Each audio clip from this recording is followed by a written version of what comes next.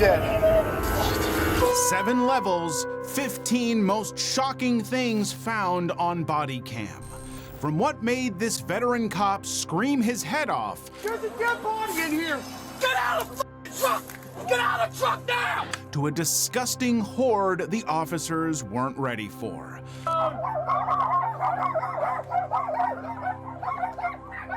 I made this iceberg myself, digging through hundreds of police encounters to find some of the craziest things boys in blue have ever discovered. So let's start at the tip. Level 1, caught red-handed. On April 22nd, 2024, Minnesota politics took an unexpected detour from budget debates and committee hearings into the world of flashlights and midnight stealth missions.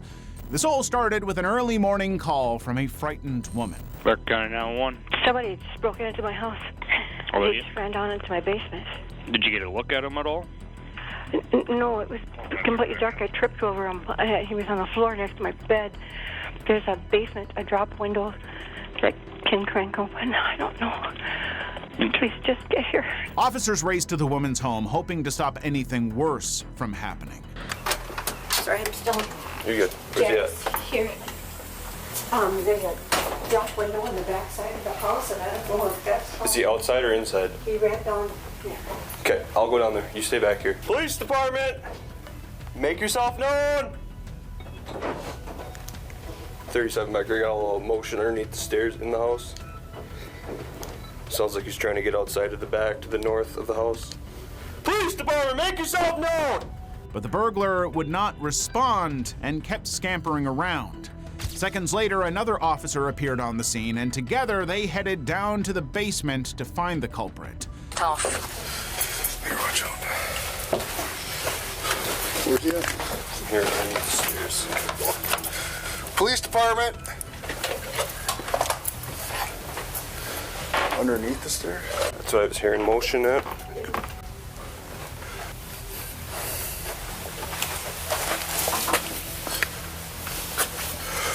Get on the ground. Hands behind your back.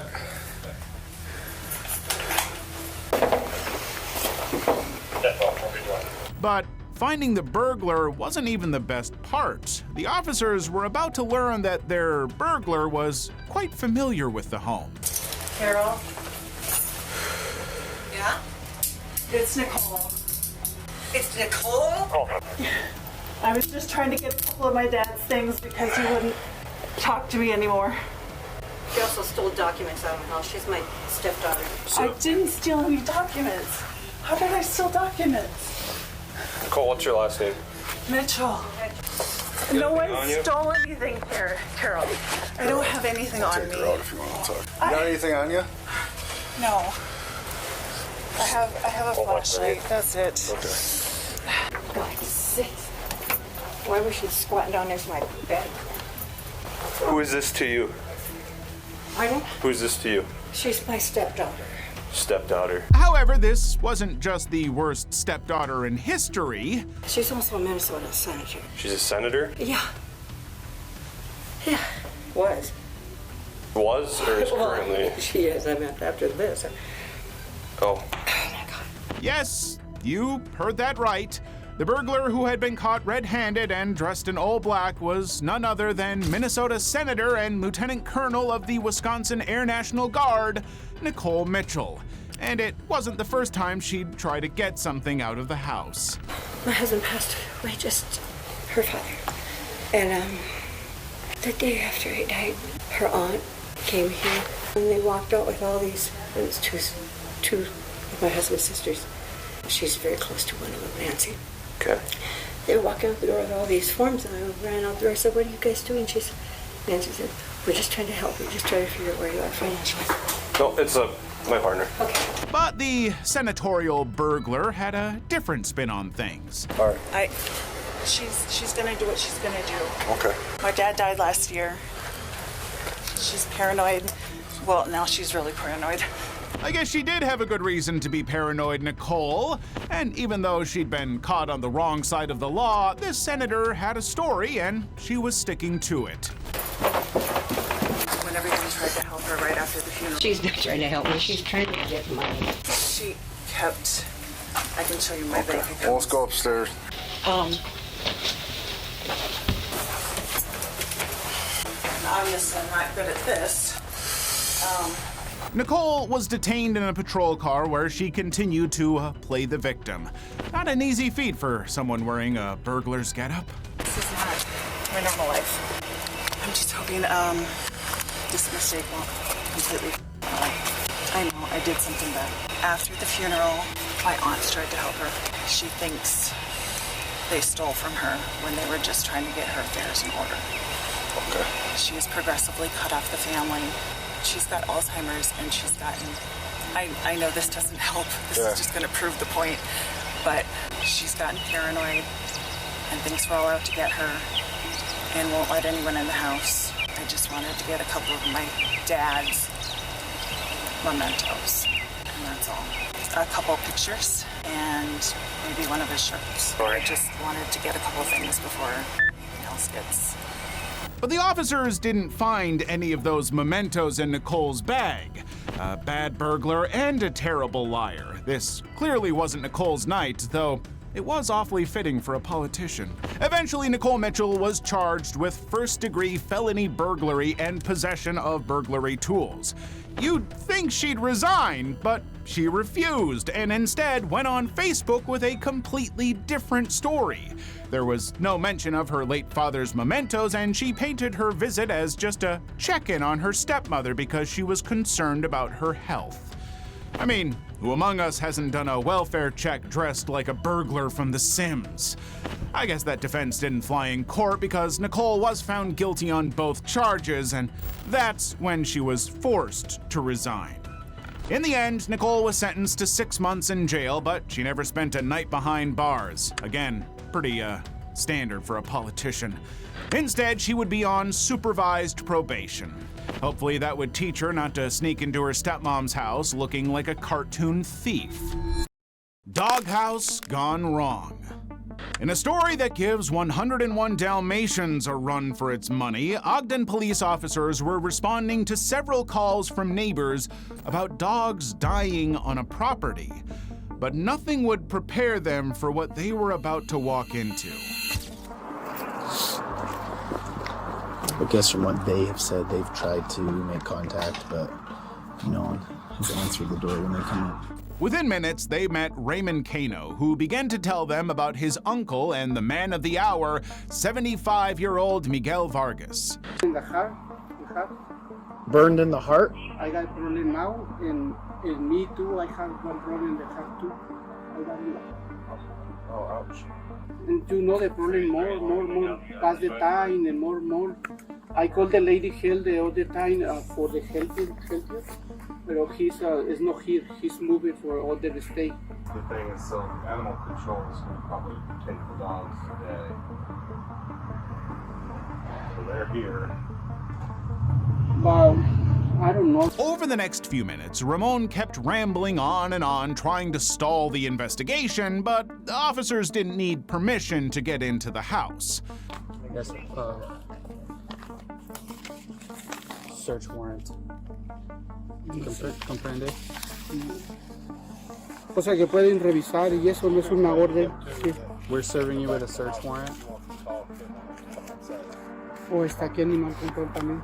Suddenly, Ramon went from can't shut up to not understanding what they were saying anymore. Will you just type on there to have him from the doorway? Call his friend Él va a out? salir. Will you call your friend out from the doorway, please? Don't go inside.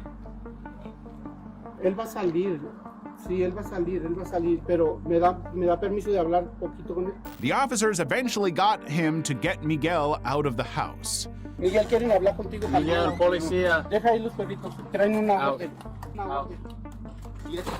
Go. Go. With those two out of the way, the cops could finally get into the house, but whatever they were expecting, it wasn't this. Holy sh**.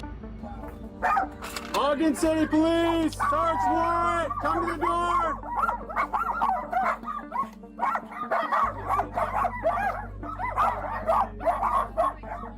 You'd think it was just a handful of puppies that Miguel had in his house. Well, prepare to be shocked.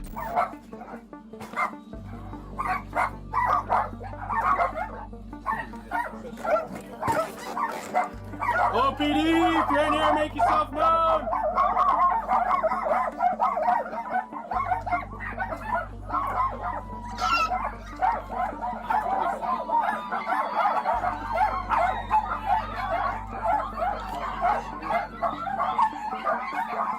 The only thing that was worse than having so many dogs yapping at the same time was what sent the officers running from the house. You want to mask up? It's bad, dude. Like ammonia masks? Yes.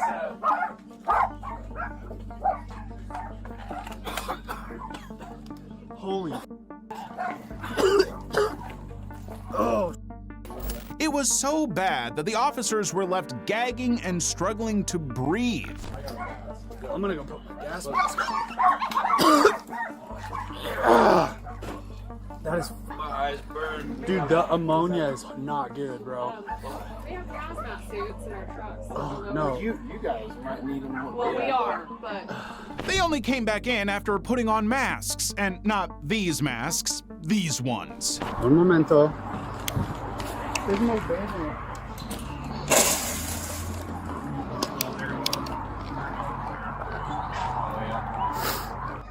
That's some crazy crap, dude. Okay, we're gonna go half. Quick, let's go split. Open it, Too bad there was nothing to protect their ears.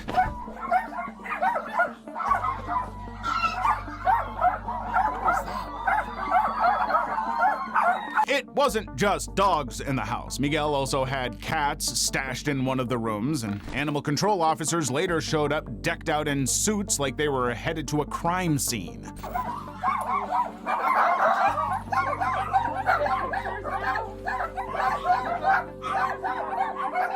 By the time they were done, an astonishing total of 168 animals were rescued from Miguel's home. Disturbingly, this was not the first time a large number of animals had been rescued from him. In 2012, 149 dogs were removed from his home, but he was not charged. This time was different. Miguel, ended up with a whopping 633 charges, including cruelty to animals, public nuisance, failing to obtain a rabies vaccination, maintaining an unlicensed animal, and maintaining a kennel without a permit. His nephew Ramon wasn't left out of the fun either. He's facing 334 charges for animal cruelty and public nuisance. Both men pleaded not guilty on all counts, and their case is still ongoing. As far as the avalanche of animals, they've since been scooped up by loving rescue groups and shelters around the area, except for one dog that sadly died post-rescue. Level 2, House of Chaos. You know how grocery stores sometimes have that one produce aisle that always needs someone with a mop? Well, imagine if that messy corner somehow became a house. Pretty gross, right? But that's still not as gross as what Calhoun County deputies walked into on January 8th, 2024. You Eric? Yes, sir. Carolina, please. Oh, we got our kids in here. Oh, what's going on? We'll let you know in just a second. All right, ma'am. My name is Deputy Baker with the Sheriff's Office here. I'm also with the Mississippi Attorney General's Office Internet Crimes Against Children Task Force. Right now, you are being detained. You're not under arrest, okay? Okay. You're being detained for an investigation of See, I have a Google account that got hacked, and I got a notification on my Google account about something like that. And I messaged Google saying my account had been hacked. Okay. So who all's in the house right now? My 3 kids, and there's no one in the house. That's it? I mean, if you just Okay. need phones. These deputies can go inside with you so you can watch the kids, okay? Well, I mean, Just go in there with her for now. I'll be there in just a minute. The deputies were at the home to investigate Eric Kellum for possession of CP and search the house for evidence. But they quickly realized this wasn't like any house they'd seen before. Hey, could you get some, Erica, could you get a pair of gloves? You know it's bad when officers are asking for gloves right from the yard. You guys were in here not long ago. Hey, how y'all doing?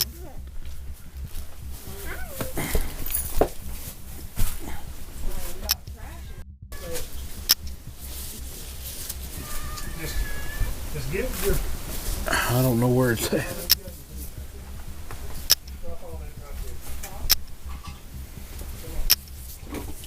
Paraphernalia in the bathroom. That is not mine. I can tell you exactly whose it is. The deputies had ended up in a home that would give a dump a run for its money. And right in the middle of this mess were 3 kids. Paraphernalia was also found in the bathroom, but as far as the kids' mother, Elizabeth Herbert, was concerned, she had a valid excuse for having those items hanging around. I'll say, I've been working, I haven't touched it because I didn't want to touch it. But you got kids around here. Then they don't go in there because we have issues with that bathroom and the plumbing and stuff. The plumbing's backed up. They don't go in there. They stay in here and there. We mostly stay in here right now because we have issues with the heat and the air. After questioning Elizabeth about the Google account connected to the CP cases, the officers were certain they were on the right track. What came next was searching for evidence in the junkyard. House. So here's what we're going to do at this point. Right now, he's under arrest. Okay. But for now, anything electronic in this house has to go with me. Okay. Any CDs, DVDs, we don't have anything like that. We use cell phones, laptops, iPads, external hard drives, thumb drives. We don't have anything. You got the cell phones. Okay. They're going to search through here and look. But because of the 3 children, paraphernalia, and just the general deplorable state of the house, this was now way bigger than just a CP case. But I am about to call CPS. I'm going to call CPS and get them out here.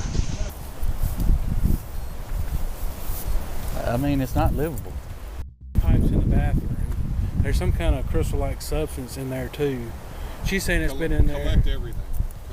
She's saying it's been in there for 4 weeks. Hey, she didn't want to touch it. So your kids can go in there and yeah, I'm definitely going to need you to come out here to this house. The house is unlivable. There's drugs in the house. The fact that anyone would sleep in that mess, let alone raise children in it, was shocking to just about every officer on the scene.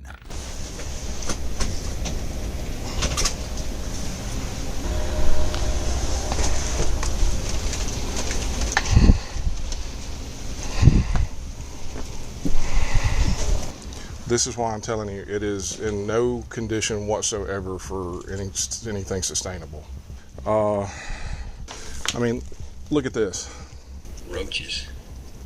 And that's right next to where the kids were. Yeah, it's true. A social worker arrived, took one look at the house, and all 3 kids were whisked away. Meanwhile, both Eric and Elizabeth were arrested. In addition to the CP charges, they were both facing charges for 3 counts of child neglect and possession of a controlled substance. That's when the reality of the situation dawned on Elizabeth. I'm gonna lose my job and everything. Think personally. I'll lose my job and my kids. While her case is still ongoing, Eric has since been found guilty on all charges, including the possession of CP, and was sentenced to 15 years in the big house. Chances are they would never get back custody of those kids. Thank heavens. Level 3, traffic stop from hell. Sometimes, real life writes plot twists that wouldn't even come up in a blockbuster movie, and this was one of them. Back in July 2020, a Louisiana state trooper pulled over a speeding car on the highway and met Michael Dwayne Mitchell Jr., an 18-year-old guy who was out doing all the wrong things. Hey, step back here with me, man. How are you? Hey, good afternoon. I'm Trooper Nielsen, Louisiana State Police. The reason why I stopped you was for speeding. You know how fast you're going? No, sir. 73 and a 55, so it's 18 over the limit. Do you have your driver's license? No, sir. Do you have a driver's license? No, sir. Then why are you driving? I was just okay. going home. Do you have any weapons on you? No, sir. It's okay. I was just asking. While getting his information, the officer asked one particular question that would come back to haunt him. Is anybody with you? No, sir. It's just me. You have insurance? All right, show me your insurance. Whose car is this, man? Your big brothers? You smoking weed today? Look at me. I did early. I'm not high right now. Okay. But when Michael stepped into the vehicle to get some documents, the officer caught a whiff of something that added another layer to this traffic stop. You have any ID? Is there any weed in the car, man? Don't stop. Step here. Step here to me. Look at me, Michael. Make eye contact with me. Step out here. Step up here. Is there any weed in the car? Yes or no? Just a doobie in the ashtray, like. Okay. Other than that, there's anything else? Dizzy. All right. Like that wasn't suspicious enough, the trooper asked what should have been the easiest question ever. And Michael just couldn't give an answer. Where's home? What's your address? No, stop. Come here. Where do you live? It's easy. It's easy to answer this. Where do you live? You don't know how to drive to your house? I was coming from there, how I got lost. So what's the address? No. What? You don't know your address? No, sir. Okay, come back here. Come back here. At this point, the trooper was convinced that there was a lot more going on with Michael, and he was determined to get to the bottom of it. You've admitted there's a small amount of marijuana in the car, and I've smelled it. It's probable cause. Can I take a look in your car? Yes or no? Yes, sir. Okay. Okay. All right. But there's nothing else in there? No weapons? Nothing? Okay. Hey. All right, now, step here. When did all this happen? When did all that happen? That happened. When? My brother, he said it. How long ago? Like Days? yeah, it was like. Okay, come back. Just leave this here. Come back here. The officer returned to the car and started calling in any cases involving a shooting in a black-orange Camaro. While that was going on, someone familiar with the car pulled over, and he would blow the entire case wide open. Well, I got somebody pulling up behind me, scooter. All right, thank you, fella.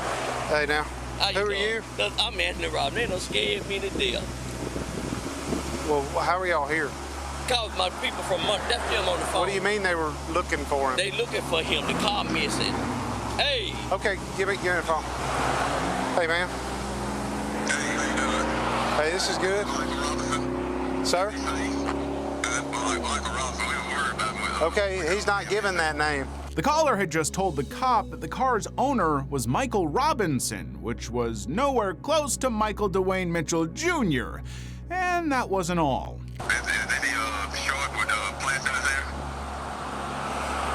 No. The description the man provided also didn't match up. What's more, the owner of the car had gone missing along with his car. A troubling picture was emerging, and Michael Mitchell seemed to be at the center of everything. But nothing would prepare the officers for what was coming. I'm gonna do the obvious thing I want to do.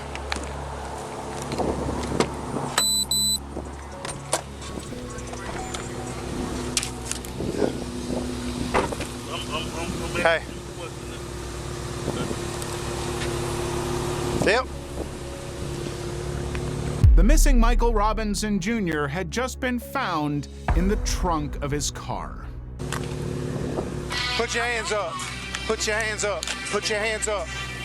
Put your hand behind your back. Put your hands behind your back. Don't move. Michael was arrested and soon told officers what had happened. He claimed that Michael Robinson had been unalived by another suspect, Cameron Powell, during an armed robbery. They then stuffed his body into his own car. The plan was for Michael to dump him at a spot Cameron had told him, but luckily a routine speeding ticket had foiled his plan before it could go any further. Michael and Cameron were charged with second-degree murder. Michael is rumored to have taken a plea deal for 12 years. Others put the number at 25. As for the alleged shooter, Cameron, the charges against him were dropped. There were just too many holes in Michael's story, and he later came clean, admitting he had acted all on his own. He and Cameron were friends who had fallen out, so he had tried to pin him as the fall guy. The most chilling part of this story is that he would have gotten away with it if he just hadn't been speeding. Dalton and the padlock. Meet Dalton Mattis, a 34-year-old man from Pekin, Illinois. Apart from his many skills in the explosives department, he's also a magician. Just watch him turn a routine stop into a charge that would have SWAT pulling up at his home. Keep coming, keep coming, keep coming. There you go. Lean down, walk in the back, walk in the back. It all began when officers pulled Dalton over along with a female driver on May 17, 2024 for driving with a suspended license plate. See a driver's license for insurance, please. I don't have a driver's license. You don't have a driver's license? He was tired. I literally just got in the driver's seat like 5 minutes, like not even 5 minutes ago, because he was tired. Like you don't physically have one on you, or you don't have one? I have a driver's license. Yeah, I don't have one. Hey. Alright, what is your name, ma'am? Danny. D-A-N-I. D-A-N-I. And I assume you're Dalton? Okay. Dalton might not have been behind the wheel, but he was no Boy Scout, and officers were more worried about him, and with valid reasons. Can you just sit tight for me? Just kind of keep a quick eye on that passenger, Dalton. I'm not sure, were you working that night that we had that attempted burglary up at Big R, or was it Big R? He had a gun, Lair had a gun, you know, found the gun on him and stuff like that, so just, and he's has a violent type of personality too. The officer returned to the car and gave the female driver 2 tickets. And during that time, Dalton was still seated in the car waiting for them to get back on their way, but he was about to find out that wasn't what was going to happen. All right, Dalton, I'm sure you knew Danny was revoked, right?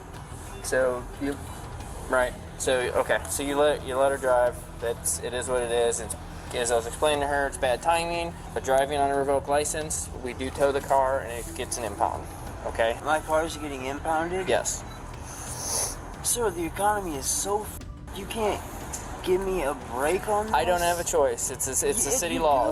I don't. It's a city law. It's an ordinance. It's a city law. I do not have the choice. If this car gets impounded, I'm not getting it back. The officers didn't realize just how close Dalton was to the truth. Dalton got out of the car complaining all the way. Like, it's not even like a law, dude. The economy's... It's a rule it's something that I have to follow. I do not have a choice in the decision making. You do. You are a man. I do not. So that's You uphold the Constitution. I'm gonna lose my job.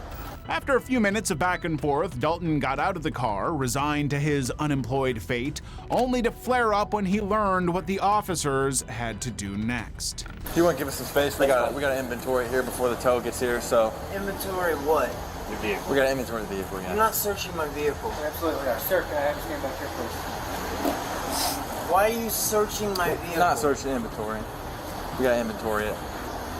You're searching my vehicle, but you're calling it inventory? It's an inventory, it's not a search. No, you're illegally searching my vehicle. All right, well, Inventory can happen at the tow yard. At this point, the officers were done arguing with Dalton and got down to taking stock of what was in his car. But they would quickly find out why he was dead set against it.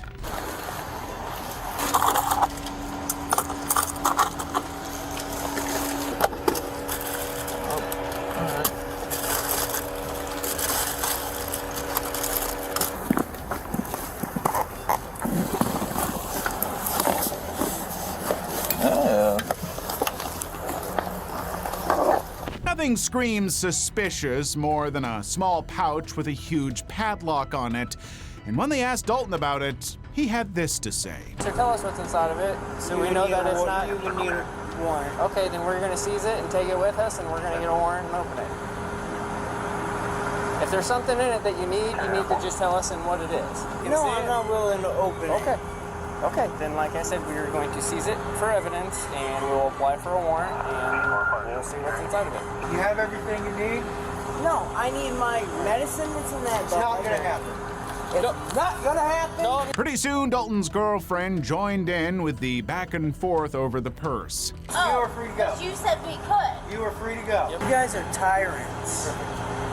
Perfect. You Mexican piece of shit. Thank you. Hope every single one of you. No, you guys been good. Hope you two get what's coming to you.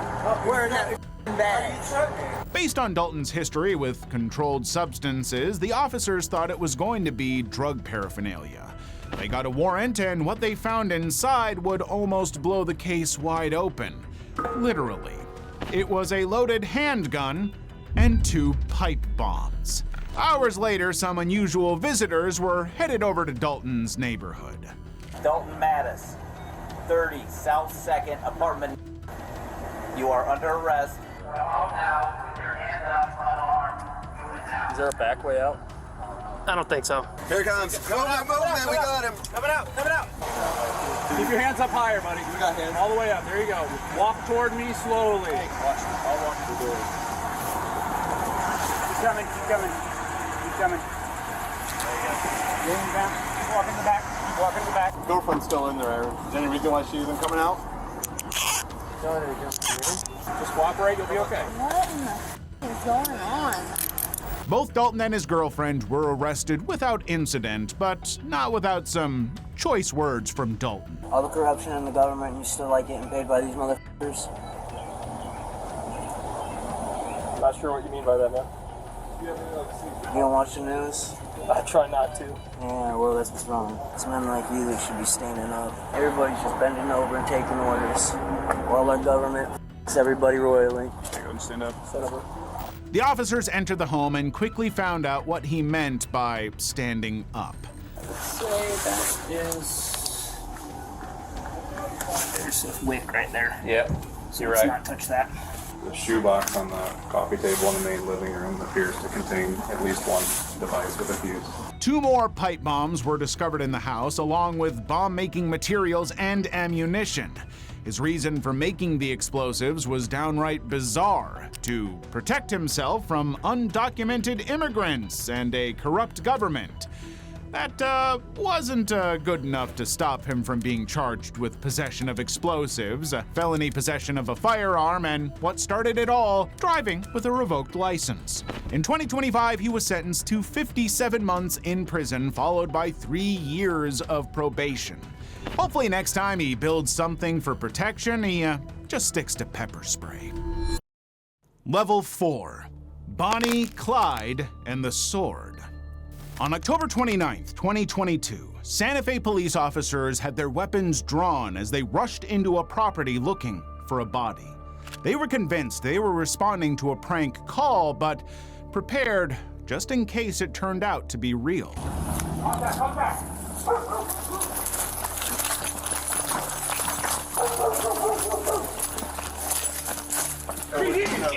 Break the door down. There's blood on the door. Kick the door. I got you. Police department, let me see your hands. Back up. Back up. What's going on? Who called? What? So someone was getting killed in here. We're being told that the girlfriend's in the garage. That's where she Where's the garage? apparently killed the other 41. The caller had said someone had been unalived with a sword in a garage, but the only person they met was a very confused Mrs. McCulley. Who's in this garage? Who's in this garage? My cat's my son. Someone just called that someone just got... Step over here. Step over here. Someone just got stabbed inside that garage. And before you ask, yes, you didn't hear that wrong. Someone had been attacked with a sword in a garage, and the officers were desperate to get in. In the garage. Can I open my Is it unlocked? I don't know. No, we'll get it. We don't want you to get hurt if something's actually happening. Yep, we got it. Hey, stay off the radio right now. Yeah, we got one down. It's on Facebook. It looks clear. He's right here by the door. The moment they stepped inside, they found the body of 21-year-old Grace Jennings on the floor. The weapon of choice, a 3-foot metal sword. What? Go back inside. Go back inside. I'm not gonna tell you again. Go back inside. Detain him, detain him. What are you talking about? Meanwhile, Mrs. McCulley immediately began questioning her daughter, 20-year-old Kiara, and she wasted no time placing herself as far away as possible from the scene of the crime. I guess he's the boyfriend. I invited her last night without even telling me. Where's he at? I got really pissed off, of course. But why would she be here if he invited her last night? Let me try to she came over today? She was here last night and I left the house. Wireless. Building. That's why you were in the house most of the night. Yeah. So I was angry. She stayed the night? Yeah. In my house? Yeah, and I'm pissed about it. Grace is not allowed here. She knows that. If they're tall and skinny, then it's going to be Grace. If they're tall and bigger, then, Isaac's a big guy. He's hard to miss. He's 6'2". There was just one problem with Kiara's story, and the cops knew a lot more than they were letting on. Who's Isaac's girlfriend? She is. You're Isaac's girlfriend? Yes. This is your daughter? Yes, this is my daughter. Step out with me real quick. What's your name? Kiara. Kiara? Do you have shoes on? No. Do me a favor. This is his girlfriend. Can I get some shoes on or something? Not right now. Do you get some shoes for her? Be detained at this point, okay? It was her boyfriend, 27-year-old Isaac Apodaca, who had called the police. Not only had he placed her at the scene of the crime, but he had also said she'd been the one to attack Grace with the knife. But Kiara had a different story to tell. What did you do? And Isaac went for a walk? Yeah. So he was going for a walk in the shower, but they were going to go on a walk together. Mrs. McCulley was still unaware of the seriousness of the situation, but the officers would soon bring her up to speed. I have cats. I have to. They can't Unfortunately, get out of the ma'am, but house. this is an active investigation, okay? Can So I nobody's block going back the in the door house. somehow? No, this is a crime scene at this point. How's my house a crime scene? There's a deceased person in your garage. That's why it's a crime There's scene. a body in there? Yes. Stand up for me. Let's walk this way. Officers weren't quite sure who was telling the truth, and after Kiara was detained, they located her boyfriend. Is that Isaac? Did you call us, bro? Yes, I called. Here, come over here. You're good. Come here. You don't have any knives, any weapons on you? No. No? Put the phone down. Just put it down for now. Just put it down. You're not in trouble, bro. Gotta make sure you don't have any weapons, okay? Here, put your hands up right here. So can you tell me, how did this call transpire? How did you call us? I walked into the garage. I walked into the garage, and when I walked into the garage, she goes, "Oh, I just did it." And I'm like, And who was this? Kiara McCulley. She told you that? Very calmly and everything, blood on her hands, and These two were no Bonnie and Clyde, and as the officers continued to question him, a more sordid picture began to emerge. I was in the house, and then I walked into the garage, and she goes, "Hey, okay, I did it." That's what Kiara told you? Yes. I looked at the ground, and there was somebody there, and I didn't touch them or anything. I looked at them and I was like, this is too traumatic for me. I'm not okay right now because I'm freaking out. No, it's understandable, man. I understand. It wasn't looking good for Kiara, but down at the station, Isaac gave the detectives permission to look through his phone. And that's when the red flags started flying. This is your fiance saying this? What? Yes. Hey, I have a plan with what I said. All I have to do is be over there at my fam's place and call the cops for a breaking and entering. What are you talking about there? It was something that happened in my family's house. We've been trying to figure out who has been getting into my storage. Sounds believable, right? But just wait till the officer scrolls down a bit. Hold up, listen. Okay, plan B. Just tell her she needs to leave. Follow my lead, my lady. Just tell her to leave, dude. I'm in a mood. I did, through Insta. So now what? Operation kick out, me following the call to the cops once at my family's. What does that mean? That was, I was talking about, because she had asked me to leave. And that's why I said Operation Kick Out, because every time I get told to leave, I say Operation Kick Out. But what the officer read next was even more telling. Why don't you pop off my little firecracker? What would you like me to do? Stab her?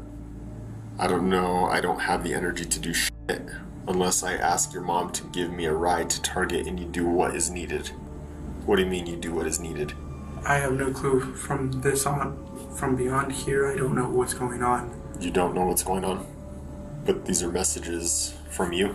That's when Isaac brought up his next defense. His phone had been hacked. That's not me.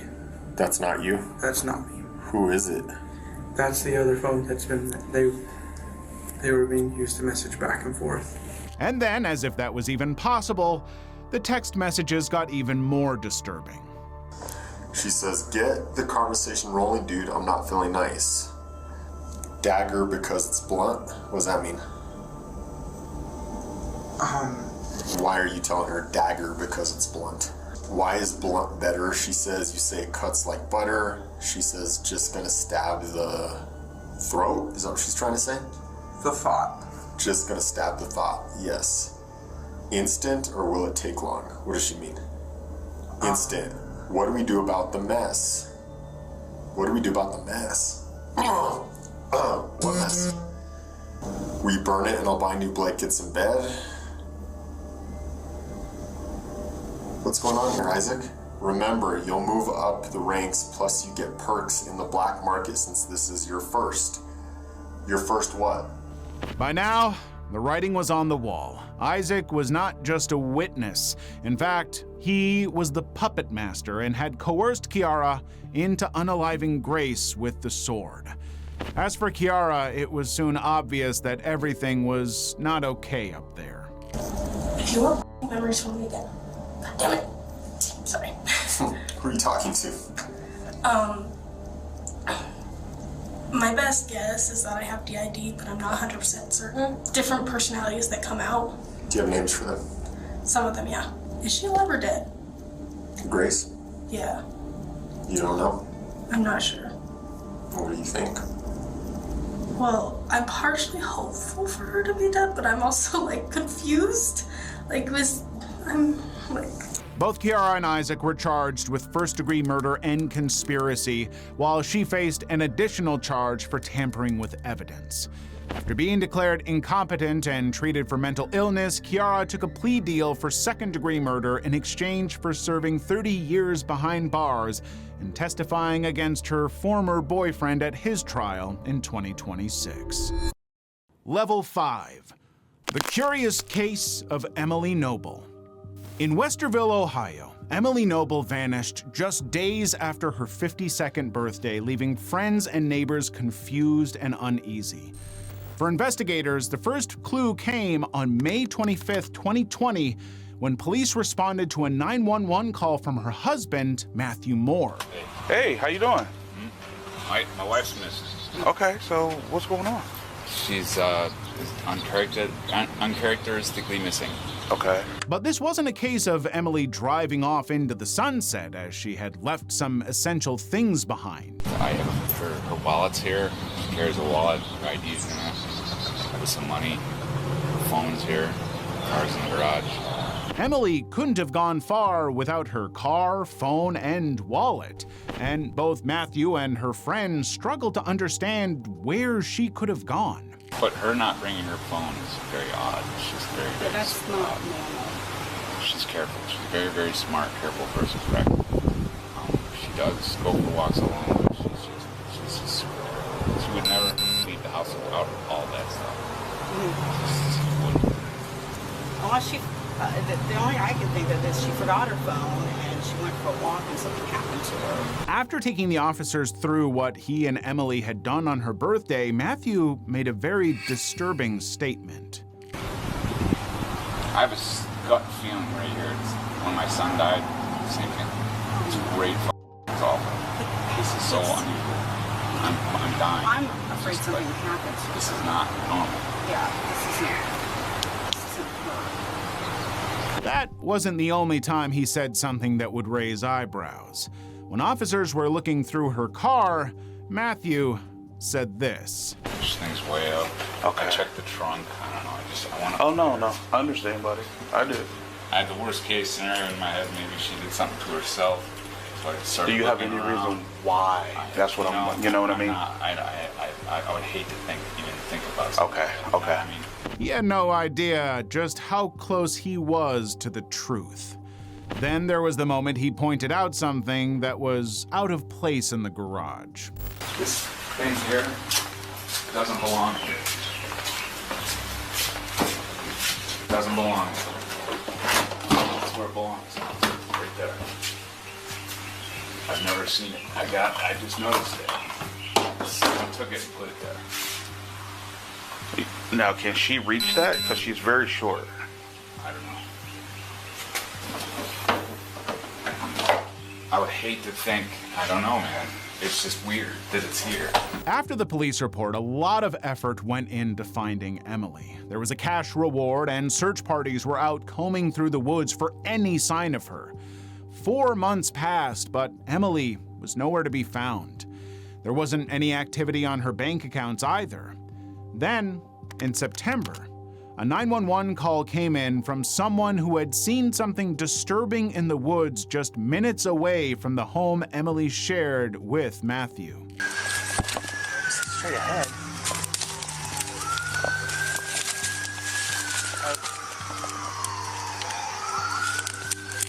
All right, back out. Hey, get them out of here. Set up crime scene tape. Yep. It was a body hanging from a tree by a USB cord. Emily had just been found. She's been there a long time. Yeah. What was it? May?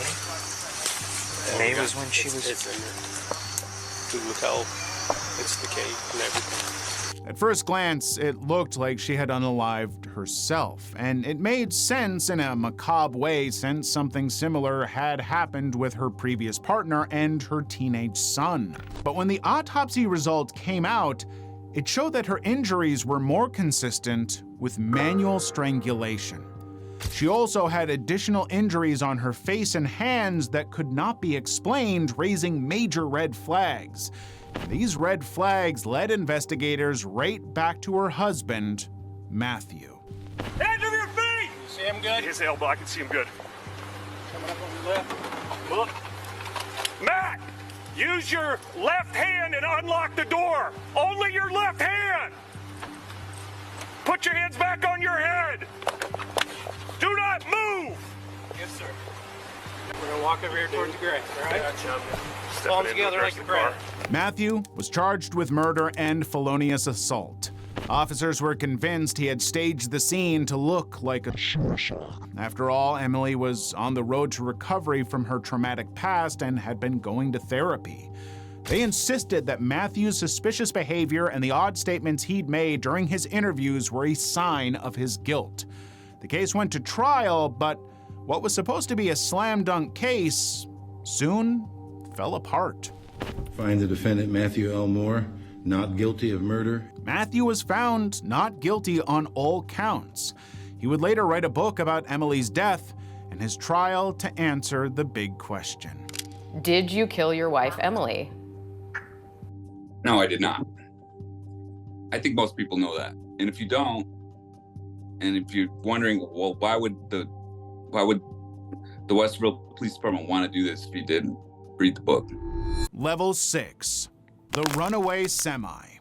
When Frederick County Sheriff's deputies received a 911 call about a semi-truck driver driving erratically, they had no idea they would see something so crazy it would leave one cop screaming. Get out of the truck! Get out of the truck now! But I'm getting ahead of myself. This all went down in the early hours of September 24th, 2023, and it started with a welfare check on the truck driver, 48-year-old Matthew Sidney Watley. What's going on, big man? How you doing? We're not coming in there. You alright? I'm Corporal Ahald. How are you today? Hey, you're having a bad day? It's all good. We all have them. So listen to me. Here's what we need to do. They got to run their business, right? We don't want to lock you up. We just want to make sure you're okay. We're not taking you to jail. None of that stuff. So do me a favor. Could you just let us know for our safety that you don't have anything in that other hand over there? The deputies were right to be wary. The 911 caller had seen Matthew smash his own windscreen. Not exactly irrational behavior.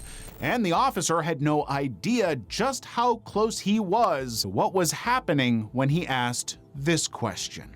Is there somebody in there with you? Huh? Over the next moments, the officers kept trying to calm Matthew down. You don't have any guns, right? Okay. So can you just let me see in that hand? Please? Do you have a knife?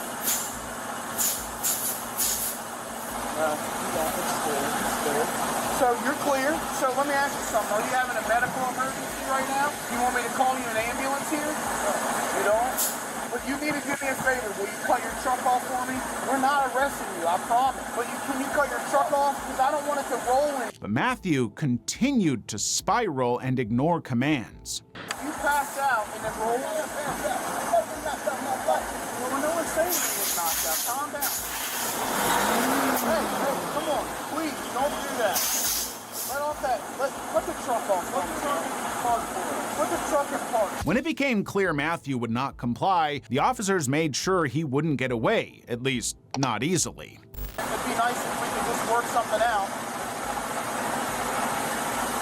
We're just putting stuff down. Hey, don't do that. Don't do that. Don't do that. Put the truck in park for him. Just cut the truck off.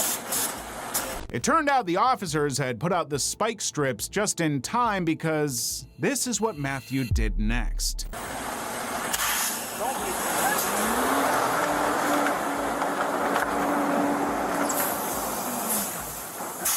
Well, now you got a whole bunch of flat tires.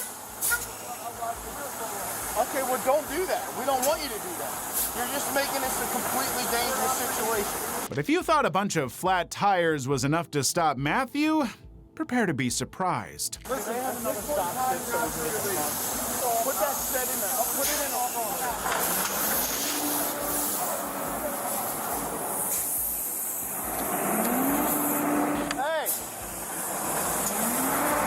This game of cat and very angry mouse in a rig went on for a couple of minutes, and then the cops were done playing. Hey, get out of the truck now! You either cut the truck off or you're going to jail. To make myself clear, we're done. Please, I'm asking you nicely. Cut the truck. Watch out! Hey, stop! Stop! Stop! Hey, you're gonna hurt someone, man. The situation had got a lot more dangerous for the deputies, and they came up with a plan to force him. He's gonna run out of room back here, bud. My plan is when he stops, we're gonna spray him or gas him.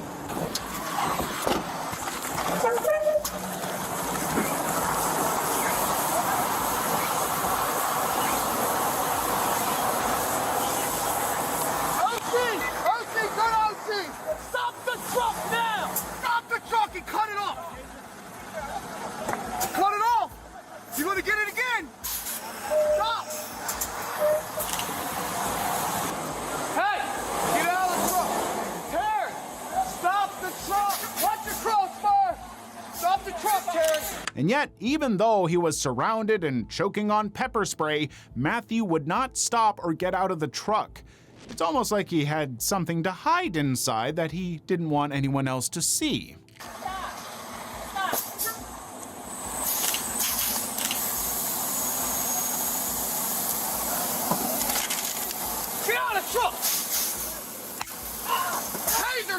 Taser! Get out of the truck! Stop it! Cut the truck off! Get out! truck! Stop! Hey! There's a dead body in here! Get out of the truck! Get out of the truck now!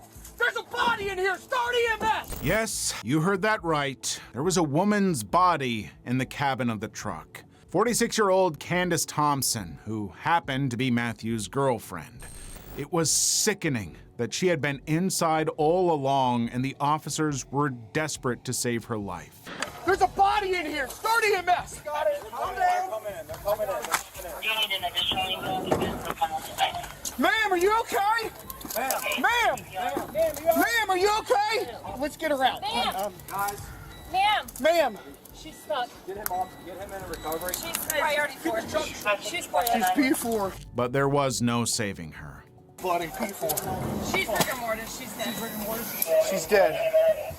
Matthew had attacked her with a knife multiple times and ended her life long before the cops showed up. It was the tragic finale to a relationship with a long history of domestic violence. Matthew was charged with first-degree and second-degree murder, and he would later plead guilty to second-degree murder. In 2025, he was finally sentenced to 40 years behind bars. For someone his age, that's as good as a life sentence, which is one small justice at least. Level 7, the Black Widow.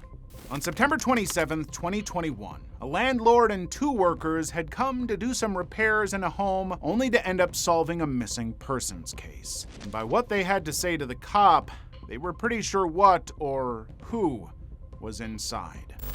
So what's going on? Of domestic trouble with the one base that she has dating the since girl Friday. that apparently got arrested this weekend for killing the guy in Beachville and putting him in the crawl space. This guy's been missing. The men were talking about Sarah McQuilling, a married mother of 6. Just 1 week earlier, the 41-year-old woman's face was all over the news for ending 64-year-old Jerry Carden's life, stealing from him and making off with his car.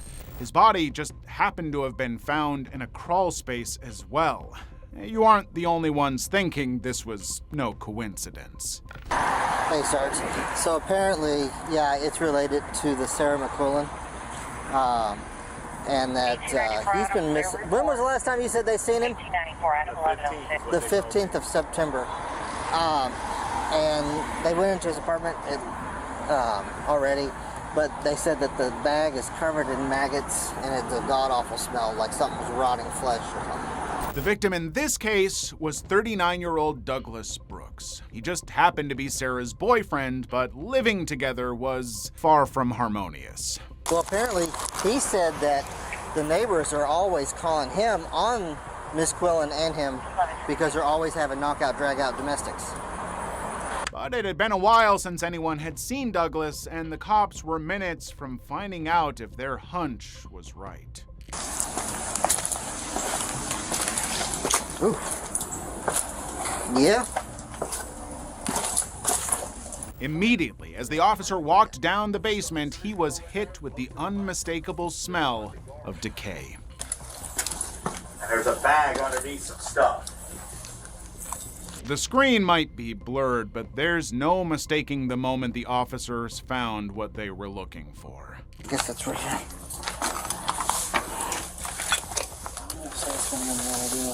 Oh! Yeah! Oh! Under there. Yeah, I see it. I see it. Ooh! Okay. Is it an actual body? It's not just trash, right? We're not bringing No, that it's here for trash. it's something. It's melted. The body would later be positively identified as the missing Douglas. Disturbingly, he was missing his head, and it was never found. Sarah, who was already behind bars for Jerry's death, was hit with a bunch of charges: complicity to murder, second-degree complicity to manslaughter, tampering with evidence, abuse of a corpse, and theft. She ultimately entered an Alford plea, trading a courtroom showdown for a 20-year stay in the big house. One can only hope there aren't any other crawl spaces out there hiding secrets that absolutely should have stayed fictional. That's a lot of tape. When 69-year-old Glenn McLean's family reported him missing, they didn't expect to uncover one of the worst betrayals between friends. It all started on May 2nd, 2023, hours after Glenn and a red Ford Mustang had been reported missing, and officers had tracked it down. Stay in the car. Stay in the car. Stay in the car. Stay in the car. I understand. What's your name? Jeff. Jeff? Why are you back here, Jeff? Okay. You what? Okay. You have weapons or anything in there? Okay, come on out here. Let me talk to you really quick. Mind if I pat you on, make sure you don't have any weapons or anything? But they were about to find out the first of many discrepancies. I live in Westland. Westland? The suspect's name is Glenn. Your name's Jeff? Yeah. Where's Glenn? Glenn's on a plane. Going where? Florida, he said. Whose phone's that? Why would he go to Florida and not tell a single member of his family except this guy? It didn't make sense. But then a revelation came. Are you sure you're not Glenn? Why? Just tell me if you're Glenn, dude. I am Glenn. Why? No. You think I'm staying? You think I should? Nothing. We're looking out for you. They want to see if you're good. What's your deal? Where you been? I'm just out on the bench, that's all. I figured. No, your family's looking for you. I know. I heard my son calling me. I'll text him back. Okay. Everything's cool. All right. You got any dope on you? No. You sure? I'm trying to find some. Well, no, I figured. You're driving around in circles. I know. Glenn had been found. All's well that ends well, right? Well, not exactly. What can we do to help you out with, man? I'm going home right now to call my son and tell him everything's cool. Well, how about you get on the phone with him right now on speakerphone so we can figure that out? You got your ID on you? No, I don't. I left a motel room. I got a motel. Where's that? Merriman and Eco or something. All right, get him on the phone. Get your son on the phone. There's nothing in the car that we need to know about? Do you mind if we take a look? Yeah, I do mind, really. Okay. I'm not doing anything wrong. I'm just using the phone, that's all. Okay. Well, you have a and you just told us that you're looking for, so that kind of gives us reason to look, so. Hold on a minute. You know what I'm saying? Yes. You mind just stepping back that way for me? Oh, I'm sorry. Thanks to his own dumb admission, the officers now had a reason to search the car. While the search was going on, they had to get right back to questioning him. You got any warrants or anything, man? No. Okay. We're not looking for you. No.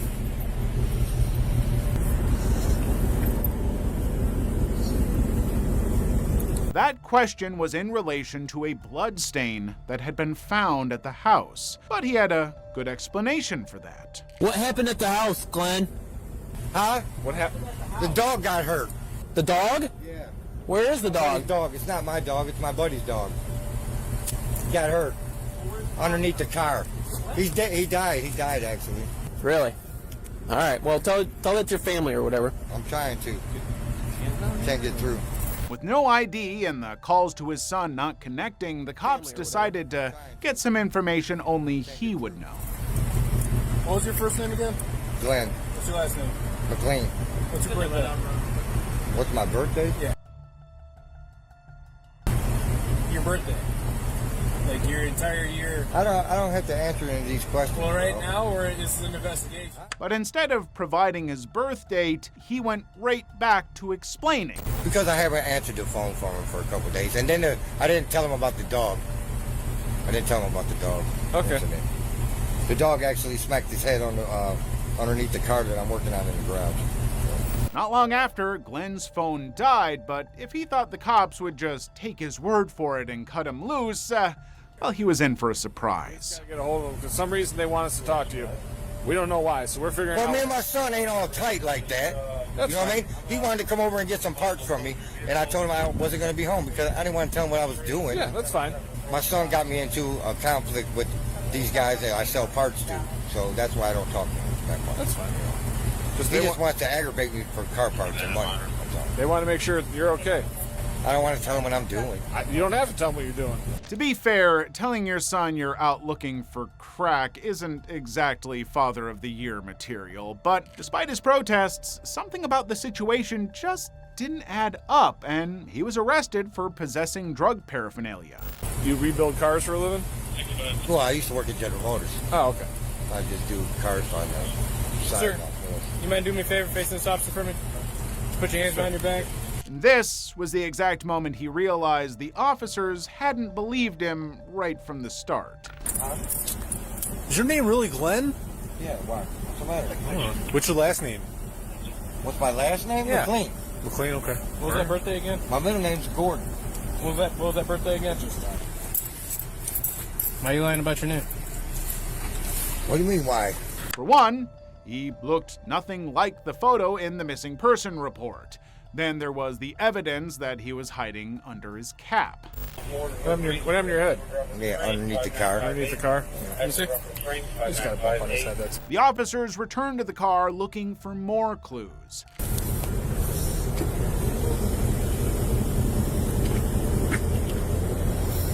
Bro, I want to open the trunk, dude. Huh? How you bright? Yeah. But before they could get to the trunk... So what is it? The deal is this is not Glenn. Glenn's missing. Who the hell is this then? This is his car, Glenn's car. He has his phone in his car. There was some sort of incident where there was blood in the garage at the house and they can't find him and stuff, so they don't know what's going on. The officers were now certain this wasn't their man, and the blood in the garage was not from a dog. By the time the officers got back to him, he knew the game was up and came clean. What's your first name? Jeffrey. Jeffrey what? Locke. L-O-C-K-E. What? L-O-C-K-E. L-O-C-K-E? Yeah. I got a warrant in Westland and Canton, I think, where I missed my court date last week. 50-year-old Jeffrey Locke was a homeless man Glenn had taken in months earlier along with his dog and 5 cats. They bonded over cars, and Glenn paid Jeffrey to work on several of his vehicles. So why would he impersonate his friend and lie about his whereabouts? Well, you're about to find out. How long have you been looking for this car for? A couple hours. Any blood on the scene at the house? Yeah, there's blood. Plenty. Check. So that's why I want to go in there to make sure there's nobody. All right, come on back here, pop it. Go ahead with it. Yep, I got you. Oh, yep, there's Glenn. Glenn had been found. His body was wrapped from head to toe in duct tape. Jeffrey was charged with first-degree premeditated homicide. No trial verdict has been reported yet, but investigators painted a vivid picture of what had happened. Neighbors had reported hearing arguments between the two men. Glenn's son even said Jeffrey would get physical with his father sometimes. The officers believed that, after another argument, Jeffrey had assaulted Glenn in his garage, wrapped him up in duct tape, and taken off. The same person who had once given someone a place to stay ended up tucked in the boot like a gruesome surprise package. Finding Spider-Man. On July 25, 2023, the Rocky Island police stumbled into a case so unsettling that it would send chills throughout Illinois. It all began with a tip about 10-year-old Zion Staples that was deeply disturbing, to say the least. Hi. Are you Miss Staples? Yes, how can I help you? So we got kind of a weird phone call. Do you know Latricia? No. No. I don't know anybody out here. Some lady called DCFS. And, What? And kind of made some claims that you had a child that accidentally shot themselves. No, your ears aren't playing tricks on you. The officers were working on a tip that a 10-year-old had fired a weapon at himself.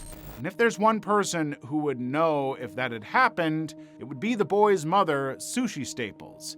And she knew who was behind this crazy allegation. Absolutely not. No, it sounds crazy to me too. That's what. I am so sorry about this. My ex-husband, his new girlfriend, this broad is off the chain.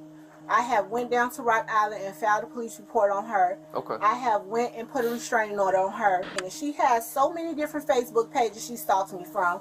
She has made up different names, called me from different numbers. I have changed my number, tried to do everything I can. Right. You've never come to my house for anything. I've been here for 7 years and never had a problem in Rock Island. Yeah, I didn't know who you were. I work at Genesis Hospital. I'm a patient care tech. I'm a student at Eastern Iowa Community College. Okay. I have a business in Davenport. Everything seemed up and up till the officer made one request. Just so I can check the box off, can I look in your basement real quick and I'll get out of here? No, you need a search warrant to do that. I know. Like I said, it sounded crazy to me too. I'm just up here seeing if, we have to investigate it, no matter how crazy it sounds. If you want to do that, I would suggest you go through the proper protocols. I'm not about to let some crazy woman who now has my husband make Uranus accusations like this and have my rights violated as a No, I citizen. get it. That's what That is not okay. I have 4 girls in here. That's what I'm just asking. I'm not 4 children. I'm not trying to blame anything on you. I'm not saying this is true. I'm just Nuts notwithstanding, the officer had one last question to ask Sushi. It's never ending. I cannot have any peace where I live. And you guys only have girls? Yes. Okay. I have 4. Do you want to see them? No. They said it was a son. I was just curious Sir, if that's even true. It's not. Okay. It's a never-ending story with these two. The cops apologized and even appeared to agree with her about the bitter ex and his crazy new girlfriend. But the very next day, they showed up, and this time, they wouldn't need her permission. Hello. Yes. Sushi? Can you come out? What's going on?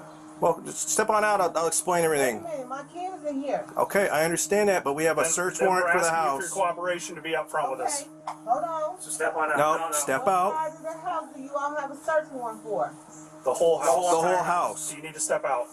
Okay, I'm gonna open the door. Open the door. We'll all walk in casually. We're not going to tear up your house or anything, so... Calm down. My kids are in here. Okay. Please. How many? 4. And where at in the house? They're upstairs. But Sushi was still not convinced that the officers would have enough evidence to invade her home. Can I see the warrant, please? And I can call my lawyer. Can I see the warrant before we walk any further? I'm calm. We have a valid search warrant, so... I understand, but you haven't let me see it, Chet, and you're walking through my house. It's right here. You don't run how... Yeah, you don't... you're not in control of this. Okay, I'm trying to see. Well, Once it was clear everything was up and up, the officers went right to the basement, but there was no Zion and no traces of a body. That's when they returned to a very teary-eyed Sushi for another round of questioning. The allegations are that you have a son and that he's deceased and he's here in this house. Okay, so that's where we're at right now. Do you have a son named Zion? no, I don't. You've never had a son named Zion? No. Are you claiming benefits for a kid named Zion? No. I haven't gotten any benefits for anyone. But Sushi had an answer for that as well. I just recently went through a situation where a young lady stole my identity and she falsely filed my taxes and my informations and stuff like that. Mm-hmm. And I've been working with the FBI. I've been working with the IRS. There's been a lot of things popping up, and this answer might have worked if the officers didn't already know something that she didn't. One of the calls from 2021, DCFS came out to your residence in Chicago, and there was a Zion Staples there.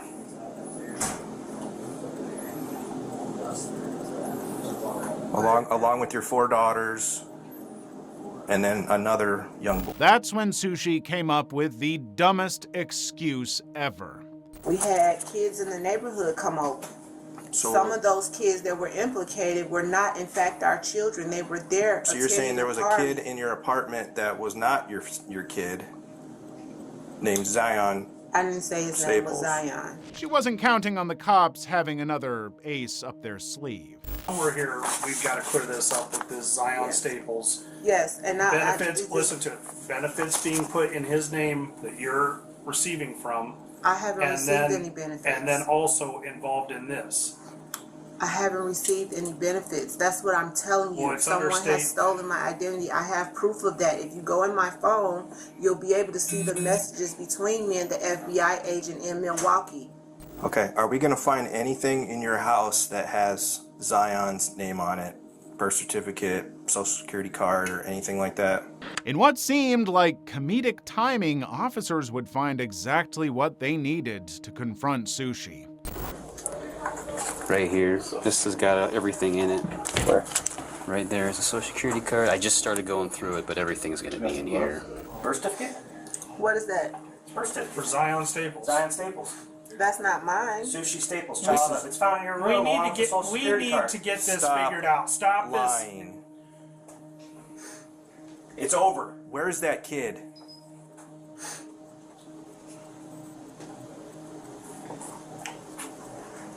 With the evidence piling up against her, Sushi told the cops another story. I needed some extra help, okay? That was it. I had a person that makes documents. It was just really hard, like. So is Zion a real person? No. Famous last words. When Sushi refused to cooperate any further, the officers arrested her for fraud. And that's when the pity party really kicked off. This is embarrassing. I can get in the car. Do you got to take my dignity away and put me in cuffs? We're not gonna put him behind you, okay? We're gonna walk you to the car real quick, and then we'll get you out of here, okay? My neighbors, they've been knowing me for 6 years. You see that badge over there? I work 2 jobs at Genesis. I hear you. I go to school out here. After she was taken away, the officers continued to search the home. It was out in a detached garage that they would make a horrific discovery. Zion Staples had just been found in a trash bin and still wearing his Spider-Man pajama bottoms. 2 of his siblings said that 7 months earlier, in December 2022, Zion had been playing with a firearm and accidentally shot himself. Sushi was not home when it happened, but when she did get home, instead of reporting her son's untimely death, she had moved his body from the home to the trash can and continued to collect government benefits in his name. Exactly what you'd expect from a grown woman who calls herself Sushi. She was charged with multiple counts of concealment of death and obstruction of justice and remained in custody. But in January 2024, she pleaded guilty to endangering the life of a child in exchange for all the other charges being dropped and a 2-year sentence, which was already barely a slap on the wrist. But then, at sentencing, Sushi tried to walk back her plea in hopes of scoring an even lighter sentence, arguing that she had learned her lesson and deserved probation instead, but the court wasn't buying it. In the end, Sushi served 2 years behind bars, and by January 25th, 2025, parole set her free. By then, she had already published a book on Amazon under a pseudonym. As for the rest of her kids, Sushi lost custody of them during her stint in jail. Whether she has them back is still unclear, but with any luck, she never will. The shopping cart. Some crime scenes haunt you forever, and on February 28, 2025, Cedar Rapids police officers were called to one they would never forget. It started with a disturbing 911 call. Hi, I was just at, and there's a grocery cart behind the garage, and it looks, there's a blanket or something in there, it's got blood on it, and it looks like the shape of a body inside of the blanket. So I think there's a dead body inside of a grocery cart behind the garage. A body had been found wrapped in a comforter, bound in electrical tape, and stuffed in a shopping cart. It sounded surreal till they pulled up at the scene and met concerned neighbors. I hate to bother you with this, but okay. There's a woman walking around here. Okay, just a second, ma'am. Okay, I'm sorry. Yep. Okay, chill out. There's a very obvious body. Okay. Wrapped in blankets, bloody. Okay. Head's wrapped, legs are wrapped in this shopping cart. Okay. Yeah, it does look like one, doesn't it? You want a knife or anything? I got a knife if you want to cut it. No, I don't want to cut it yet. Yeah. Just nice hair. Yep. The officer spoke with an observant neighbor who provided the time the cart appeared. Is that the first time you noticed it? Yes, but you know, I was over here the evening before, because I go over here twice a day. Yep. And like about 5 o'clock the evening before yesterday, it wasn't there. The body would later be identified as 27-year-old Brittany Hopkins, a mother of 3 who was pregnant at the time of her death. And once her name was released to the public, tips came in about the person she had last been seen with, 51-year-old Donnie White. The two were in a relationship, and one witness had even seen him hit her.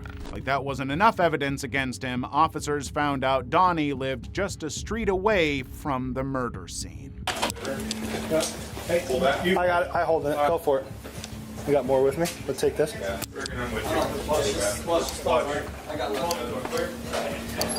They got a warrant and stormed into his home and quickly found a lot more evidence that they were on the right track. Stains on the carpet were believed to have been caused by bleach, a sign of a cleanup attempt. There were bloodstains all over the house, including a hammer covered in hair and blood. There were also drag marks on the floor, but no Donnie. Investigators found out he had fled the state, but not before letting the family in on what he had done.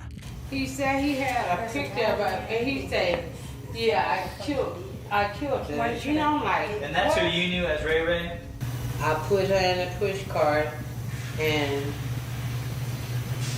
rolled her out of here. You know, and I'm like, oh my God, and I wouldn't let him send me the picture, but he did send it to me. The only thing dumber than letting people in on a crime has to be sending them pictures of what you'd done.